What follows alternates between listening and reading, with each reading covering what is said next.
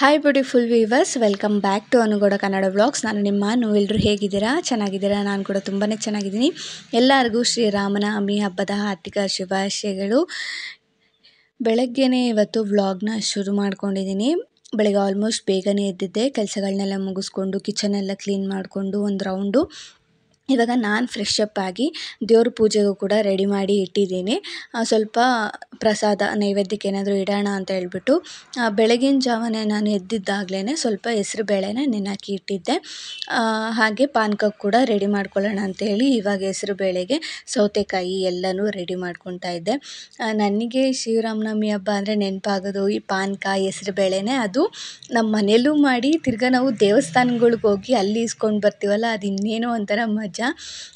ಮಕ್ಕಳೆಲ್ಲ ಹೋಗಿ ಅದನ್ನ ಇಸ್ಕೊಂಡು ಬಂದು ಮನೆಯಲ್ಲೂ ಕುಡಿದು ಎಂಜಾಯ್ ಮಾಡಿಕೊಂಡು ಬರ್ತಾಯಿದ್ವಿ. ಒಂಥರ ಸ್ವೀಟ್ ಮೆಮೊರೀಸ್ ಅಂತಲೇ ಹೇಳ್ಬೋದು. ನೀವು ಕೂಡ ಚಿಕ್ಕ ವಯಸ್ಸಲ್ಲಿ ಆ ಥರ ದೇವಸ್ಥಾನಗಳ್ಗೆ ಹೋಗಿ ಪಾನಕ ಇದನ್ನೆಲ್ಲ ಇಸ್ಕೊಂಡು ಬಂದು ನೀವು ಕೂಡ ಮನೆಯವ್ರಿಗೆಲ್ಲ ಕೊಟ್ಟು ನೀವು ಏನಾದರೂ ಆ ಥರ ಇದ್ದರೆ ನನಗೆ ಕಮೆಂಟ್ ಸೆಕ್ಷನಲ್ಲಿ ಕಮೆಂಟ್ ಮಾಡಿ. ಹಾಗೆ ನೀವು ತಮ್ಲೈನಲ್ಲಿ ನೋಡಿರ್ತೀರ, ಹೊಸ ಪ್ರಯತ್ನದ ಮೊದಲನೇ ಹೆಜ್ಜೆ ಅಂತ. ಯಾಕೆ ಈ ಥರ ಈ ಟೈಟಲ್ ಕೊಟ್ಟಿದ್ದೆ ಅಂತ ಅಂದರೆ, ಸೊ ನಾನು ಇಷ್ಟು ದಿವಸ ನಿಮಗೆ ಗೊತ್ತಿರೋ ಹಾಗೆ ನಾನು ಟೈಲರಿಂಗು ಆಮೇಲೆ ಕ್ರೋಶ ಎಲ್ಲ ಆಗ್ತದೆ. ಕ್ರೋಶ ಬಿಟ್ಬಿಟ್ರಾ ಅಂತ ಕೇಳಿದರೆ, ಇಲ್ಲ ಕ್ರೋಶ ಬಿಟ್ಟಿಲ್ಲ. ಅದರ ಆರ್ಡರ್ಗಳೇನು ಅಷ್ಟೊಂದು ನಂಗೆ ಸಿಗಲಿಲ್ಲ. ಹಾಗಾಗಿ ನಾನೇನು ಮಾಡಿದೆ ಅಂದರೆ, ನನ್ನ ಸೀರೆ ಏನಾದರೂ ಇದ್ದರೆ ಅದಕ್ಕೆ ಮಾತ್ರ ಹಾಕ್ಕೊತಾ ಇದ್ದೆ. ಹಾಗೆ ನಿಮ್ಗೆ ಗೊತ್ತಿರೋ ಹಾಗೆ ನಾನು ಟ್ಯೂಷನ್ ಮಾಡ್ತಾಯಿದ್ದೆ. ಇವಾಗ ಸಮ್ಮರ್ ಹಾಲಿಡೇಸ್ ಇರೋದ್ರಿಂದ ಮಕ್ಕಳು ಯಾರೂ ಬರ್ತಾಯಿಲ್ಲ. ಹಾಗೆ ಮುಂದಿನ ವರ್ಷದಿಂದ ನಾನು ಟ್ಯೂಷನ್ ಮಾಡ್ತೀನೋ ಇಲ್ವೋ ಅನ್ನೋದು ಕೂಡ ಗೊತ್ತಿಲ್ಲ, ಅಷ್ಟು ಡೌಟ್ ಥರನೇ ಇದೆ. ಹಾಗಾಗಿ ಏನಕ್ಕೆ ಸುಮ್ಮನೆ ಟೈಮ್ ವೇಸ್ಟ್ ಮಾಡೋದು ಅಂತ ಹೇಳ್ಬಿಟ್ಟು ತುಂಬ ದಿವಸದಿಂದ ನಾನು ಅಂದ್ಕೊತಾ ಇದ್ದಿದ್ದು ಆರೆ ವರ್ಕ್ನ ಕಲಿಬೇಕು ಅಂತ ಅಂದ್ಕೊಂಡಿದ್ದೆ. ಅಂದರೆ ಹ್ಯಾಂಡ್ ವರ್ಕ್ ಮಾಡ್ತಾರಲ್ವ ಬೀಡ್ಸಿಂದ, ಆ ವರ್ಕ್ನ ಕಲಿಬೇಕು ಅಂತ ಅಂದ್ಕೊಂಡಿದ್ದೆ. ಸೊ ಅದ್ರ ಸಂಬಂಧಪಟ್ಟಿದ್ದನ್ನೇ ನಾನು ಇಷ್ಟು ದಿವಸದವರೆಗೂ ಅದನ್ನು ಸರ್ಚ್ ಮಾಡಿ ಯಾವ ಥರ ಮೆಟೀರಿಯಲ್ಸ್ ತೊಗೊಬೇಕು, ಹೇಗೆ ಮಾಡ್ಬೋದು, ಹೇಗೆ ಮಾಡಬೇಕು ಅನ್ನೋದ್ರ ಬಗ್ಗೆ ಎಲ್ಲ ತಿಳ್ಕೊಂಡು ನಾನು ಒಂದು ವಾರಕ್ಕಿಂತ ಮುಂಚೆನೇ ಮೆಟೀರಿಯಲ್ಸ್ನೆಲ್ಲ ತರಿಸ್ಕೊಂಡಿದ್ದೆ. ಆದರೆ ಪೂಜೆ ಮಾಡಿ ಸ್ಟಾರ್ಟ್ ಮಾಡೋದಕ್ಕಾಗಲಿಲ್ಲ. ಹೇಗೋ ರಾಮನವಮಿ ಹಬ್ಬ ಬಂತಲ್ಲ, ಅವತ್ತೇ ಪೂಜೆ ಮಾಡಿ ಅವತ್ತಿಂದನೇ ಶುರು ಮಾಡೋಣ ಅಂತ ಹೇಳ್ಬಿಟ್ಟು ಇವತ್ತು ಆಲ್ಮೋಸ್ಟ್ ಎಲ್ಲನೂ ರೆಡಿ ಮಾಡಿ ಇಟ್ಕೊಂಡಿದ್ನಲ್ವ. ಹಾಗಾಗಿ ಅದನ್ನು ಮೆಟೀರಿಯಲ್ಸ್ನು ಕೂಡ ಒಂದು ಸತಿ ದೇವ್ರ ಮುಂದೆ ಇಟ್ಟು ಏನೋ ಹೊಸ ಪ್ರಯತ್ನ ಮಾಡ್ತಾಯಿದ್ದೀನಿ. ಅದಕ್ಕೆ ನಿನ್ನ ಕಡೆಯಿಂದ ನನಗೆ ಸ್ವಲ್ಪ ಶಕ್ತಿ ಕೊಡು, ಅದಾಗೋ ಥರ ಮಾಡು, ಅಭ್ಯಾಸ ಬೇಗನೆ ಜಲ್ದಿ ಕಲಿಯೋ ಥರ ಮಾಡು ಅಂತ ದೇವ್ರನ್ನ ಕೇಳ್ಕೊಳ್ಳೋಣ ಅಂತ ಹೇಳ್ಬಿಟ್ಟು ಫಸ್ಟು ದೀಪನೆಲ್ಲ ಹಚ್ಚಿ ಆ ಮೆಟೀರಿಯಲ್ಸ್ನೆಲ್ಲ ಇಟ್ಟು ಆನಂತರ ಇವಾಗ ಕಡ್ಡಿ ಹಚ್ತಾ ಇದ್ದೀನಿ. ನಾನು ಏನೇ ಒಂದು ಹೊಸದೇನೋ ಪ್ರಯತ್ನ ಪಡ್ತಾಯಿದ್ದೀನಿ, ಫಸ್ಟು ದೇವ್ರಿಗೂ ಕೂಡ ನಾನು ಏನೋ ಒಂಥರ ರಿಕ್ವೆಸ್ಟು ಅಂತಲೇ ಅಂದ್ಕೊಬೋದು, ಅಪ್ಲಿಕೇಶನ್ ಥರ ಅಂತಲೂ ಅಂದ್ಕೊಬೋದು. ಇದು ನಾನು ಮಾಡ್ತಾಯಿದ್ದೀನಿ, ನಿನ್ನ ಕಡೆಯಿಂದನೂ ನನಗೆ ದಾರಿ ಬಿಟ್ಕೊಡು, ಬೇಗ ಕಲಿಯೋ ಥರ ಮಾಡು, ಇದರಲ್ಲಿ ನನಗೇನಾದರೂ ಚಿಕ್ಕದಾಗಿ ಸಕ್ಸಸ್ ಮಾಡೋ ಥರ ಮಾಡು ಅಂತ ದೇವ್ರನ್ನ ಕೇಳ್ಕೊಳ್ಳೋದು. ನಾನು ಪ್ರತಿ ಸತಿನೂ ಅಷ್ಟೇ, ನಾನು ಏನೇ ಹೊಸ ಕೆಲಸ ಮಾಡಬೇಕಾದ್ರೂ ದೇವ್ರನ್ನೇ ಫಸ್ಟ್ ಕೇಳ್ತೀನಿ. ಒಂಥರ ಏನೋ ಸಮಾಧಾನ, ಓಕೆ ದೇವ್ರಿದ್ದಾನೆ, ನಾನು ಮಾಡ್ಬೋದು ಅನ್ನೋ ಒಂದು ಸಮಾಧಾನ. ನಾನು ಯೂಟ್ಯೂಬ್ ಮಾಡಬೇಕಾದ್ರೂ ಕೂಡ ಅಷ್ಟೇ, ನಾನು ಒಂಥರ ದೇವ್ರಿಂದನೇ ನಾನು ಯೂಟ್ಯೂಬ್ನ ಸ್ಟಾರ್ಟ್ ಮಾಡೋ ಥರನೂ ಆಯಿತು. ಆ್ಯಂಡ್ ಇವಾಗ ಅದು ಚೆನ್ನಾಗೂ ಹೋಗ್ತಾಯಿದೆ, ನಿಮ್ಗಳಿಂದ ಚೆನ್ನಾಗಿ ಹೋಗ್ತಾಯಿದೆ. ಇವಾಗ ಆರೆ ವರ್ಕ್ ಕೂಡ ಕಲಿತಾ ಇದ್ದೀನಿ. ಅದನ್ನು ಕೂಡ ಅದೇ ಥರ ಹೋದರೆ ಅಷ್ಟೇ ಸಾಕು. ಪೂಜೆ ಎಲ್ಲ ಮುಗಿಸಿ ದೇವಸ್ಥಾನಕ್ಕೆ ಹೋಗೋಣ ಅಂತ ಅಂದ್ಕೊಂಡ್ರೆ, ಇಲ್ಲಿ ಅಪ್ಪುಗೆ ಸ್ನಾನ ಮಾಡಿ ನಿಲ್ಲಿಸಿದ್ರೆ ಕೋಪ ಮಾಡ್ಕೊಂಡು ಹೋಗಿ ಅಲ್ಲಿ ನಿಂತಿದ್ದಾನೆ. ಆಮೇಲೆ ನಾವು ಹೋಗ್ತಾ ಇದ್ದೀವಿ ಬರಲ್ವಾ ಅಂತ ಹೇಳಿದ್ದಕ್ಕೆ ಅವ್ರ ಅಪ್ಪನ ಹತ್ರ ನೈಸ್ ಮಾಡ್ಕೊಂಡು ಓಡೋಗ್ತಾ ಇದ್ದ, ನಾನು ಬರ್ತೀನಿ ಅಂತ. ರಾಮನವಮಿ ಹಬ್ಬ ಆಗಿರೋದ್ರಿಂದ ಪೂಜೆ ಎಲ್ಲ ಮುಗ್ದಿತ್ತು. ಒಂದು 9-9:30 ಅಷ್ಟೊತ್ತಿಗೆ ಪೂಜೆ ಮುಗ್ದಿತ್ತು.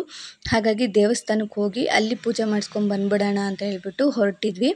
ಹಾಗೆ ನಮ್ಮ ಊರಲ್ಲೂ ಕೂಡ ಜಾತ್ರೆ, ಗೊಳ್ಳಳ್ಳಿ ಆಂಜನೇಯನ ದೇವಸ್ಥಾನ ಆಲ್ಮೋಸ್ಟ್ ಗೊತ್ತೇ ಇರುತ್ತೆ. ನನಗೆ ರೀಸೆಂಟ್ ಒಂದು ವೀಡಿಯೋದಲ್ಲಿ ಯಾರೋ ನಂಗೆ ಕಮೆಂಟ್ ಮಾಡಿದರು, ಜಾತ್ರೆಗೆ ನೀವು ಬರಲ್ವಾ ಅಂತ. ಸೊ ನಮ್ಮೂರಲ್ಲೇ ಜಾತ್ರೆ ಮಾಡ್ತಿರೋದ್ರಿಂದ ನಾವು ಅದನ್ನು ಮಿಸ್ ಮಾಡೋಕ್ಕಾಗತ್ತಾ? ಸೊ ನೀವು ಕೂಡ ಬನ್ನಿ. ಗೊಳ್ಳಳ್ಳಿ ಆಂಜನೇಯನ ದೇವಸ್ಥಾನ ಆಲ್ಮೋಸ್ಟ್ ಸ್ವಲ್ಪ ಜನಕ್ಕೆಲ್ಲ ಮನೆ ದೇವ್ರು ಕೂಡ ಅದು. ಹಾಗಾಗಿ ಅವ್ರಿಗೆಲ್ಲ ಗೊತ್ತೇ ಇರುತ್ತೆ ಯಾವಾಗ ಜಾತ್ರೆ ಮಾಡ್ತಾರೆ ಅಂತ. ಬನ್ನಿ, ಹಾಗೆ ಜಾತ್ರೆನ ನೋಡಿ, ಜಾತ್ರೆಯಲ್ಲಿ ನಿಮ್ಗೆ ಏನಾಗುತ್ತೋ ಅದನ್ನೆಲ್ಲ ತೊಗೊಂಡು ಹೋಗಿ.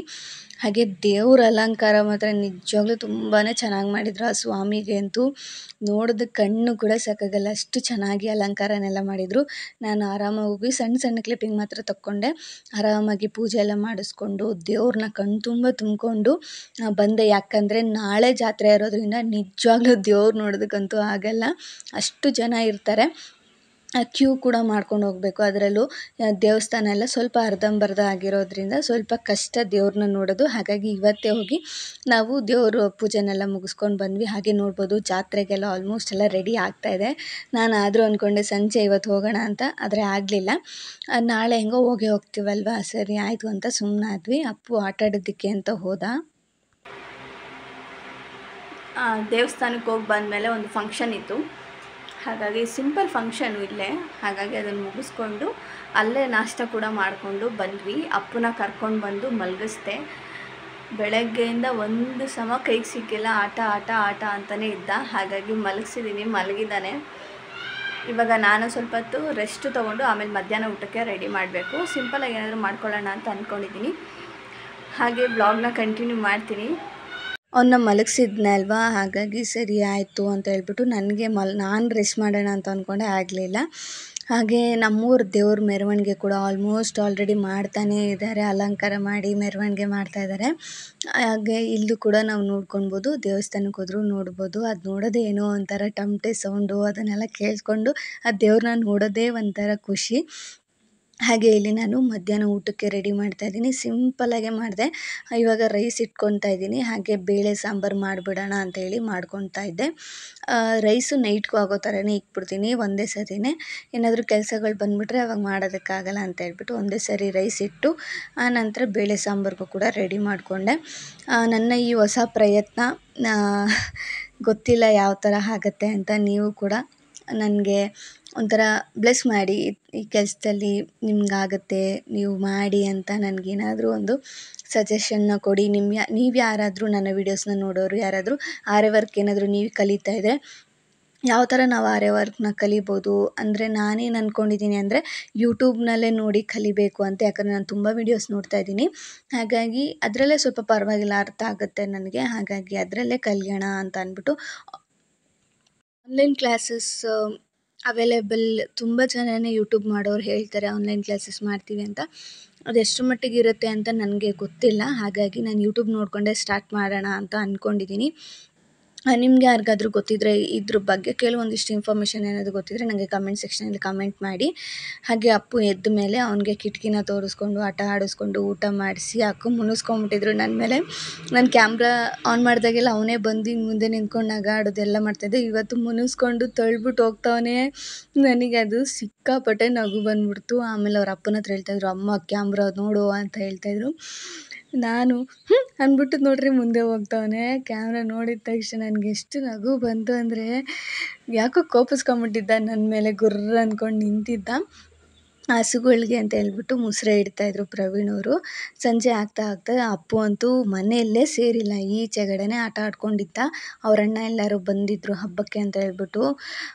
ಕೈಗೆ ಸಿಕ್ಕಿಲ್ಲ ಅವನು ನನಗಂತೂ. ಅಷ್ಟು ಅವ್ನು ಬಂದಿರೋದೇ ನೈಟ್ 8-8:30 ಅಂತ ಅನಿಸುತ್ತೆ. ಸಂಜೆ ನಾನು ಕೂಡ ಪಾತ್ರೆಗಳಿದ್ವು, ಅವನ್ನೆಲ್ಲ ತೊಳೆದು ನಾನು ಕೂಡ ಫೇಸ್ ವಾಶ್ ಎಲ್ಲ ಮಾಡಿ ನಾನು ಕೂಡ ಇನ್ನೇನು ಸಂಜೆ ಆಗ್ತಾ ಬಂತು.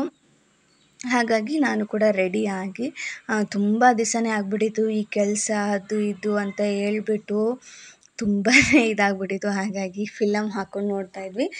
ಏನು ಹಾಕಿರ್ತಾರೆ, ಪೈಲ್ವಾನ್ ಫಿಲಮ್ ಹಾಕಿದ್ರು, ನಾವು ನೋಡಿದ್ವಿ. ಆದರೂ ಓಕೆ ಇನ್ನೊಂದು ಸತಿ ನೋಡೋಣ ಅಂತ ಹೇಳ್ಬಿಟ್ಟು ನೋಡಿಕೊಂಡು ಕೂತಿದ್ವಿ. ಅಷ್ಟೊಳಗೆ ಅಪ್ಪು ಕೂಡ ಬಂದ. ಎಲ್ಲಿಗೋಗಿದ್ದೆ? ಅಜ್ಜಿ ಮನೆಗೆ ಹೋಗಿದ್ದ? ಎಷ್ಟು ಗಂಟೆ ಆಯಿತು ಗೊತ್ತಾ? 8 ಗಂಟೆ ಆಯಿತು. ಇವಾಗ ಬಂದಿದ್ಯಾ ಮನೆಗೆ? ಹಾಂ,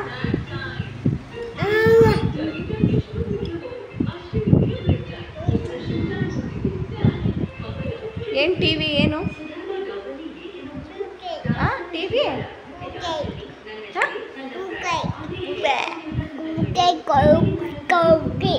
ಅಮ್ಮ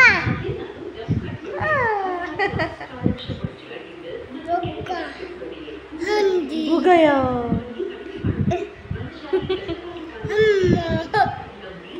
ಅವಾಗಲೇ 6-6:30 ಹೋಗಿದ್ದು, ಇವಾಗ ಬಂದವನೇ ಮನೆಗೆ.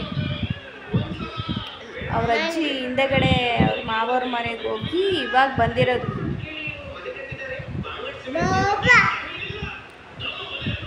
ಬ್ಯಾಟಲ್ಲಿ ಎಲ್ಲರಿಗೂ ಹೊಡಿತಾ ಇದ್ದ, ಹಾಗಾಗಿ ರೇಗ್ದೆ. ಅದಕ್ಕೋಸ್ಕರ ನೋಡಿ ಈ ಥರ ನೆಲದ ಮೇಲೆ ಮುಖ ಹಾಕ್ಕೊಂಡು ಗೊಳೋ ಅಂತ ಓ ಅನ್ನೋದು, ಅಂದರೆ ಅಳಲ್ಲ, ಜಸ್ಟ್ ಆ ಥರ ನಾಟಕ ಮಾಡೋದು ಮಾಡ್ತಾ ಇದ್ದ. ಸೊ ಆರಿ ವರ್ಕ್ ಬಗ್ಗೆ ಏನಾದರೂ ಡೀಟೇಲ್ಸ್ ಗೊತ್ತಿದ್ದರೆ ಪ್ಲೀಸ್ ನನಗೂ ಕೂಡ ಕಮೆಂಟ್ ಸೆಕ್ಷನಲ್ಲಿ ಕಮೆಂಟ್ ಮಾಡಿ. ಇದಾಗಿತ್ತು ಇವತ್ತಿನ ಒಂದು ಸಣ್ಣ ವೀಡಿಯೋ. ಹೋಪ್ ನಿಮ್ಗೆ ಇಷ್ಟ ಆಯಿತು ಅಂತ. ಇಷ್ಟ ಆಗಿದ್ರೆ ಚಾನಲ್ ಸಬ್ಸ್ಕ್ರೈಬ್ ಮಾಡ್ಕೊಳ್ಳಿ. ಸಿಗೋಣ ಮುಂದಿನ ವೀಡಿಯೋದಲ್ಲಿ. Thank you.